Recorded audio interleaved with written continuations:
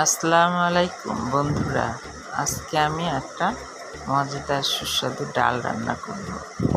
এই তো 4টা ডিম দিয়ে আর 3-4টা আলু দিয়ে আলুর ডাল রান্না করব। গোটা ডিম আগে তো ভেজে দিয়েছিলাম, এবার গোটা ডিম দিয়ে করতেছি। ডিমটাকে ছিলে তেলের মধ্যে ভেজে নিয়েছে, আলুটাকে সিদ্ধ করে এখন ওর মধ্যে হলুদ, লবণ, আদা, রসুন, জিরে বাটা সব দিয়ে ভালোভাবে মেখে নিয়েছি। এখন এই যে সব পেঁয়াজের বেরেস্তা করে সব মশলা দিয়ে ডালটা ঢেলে দিলাম।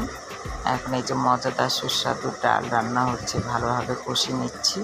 2-3 বার পানি দিয়ে লবণটা আপনাদের খুশি মতো দিবেন, ঝালটাও আপনাদের খুশি মতো দিবেন।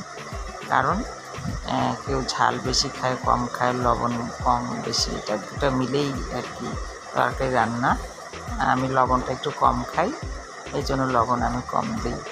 এই তো মজাদার সুস্বাদু আলুর ডাল এই তো হয়ে গেল আমার অনেক মজার আলুর ডাল।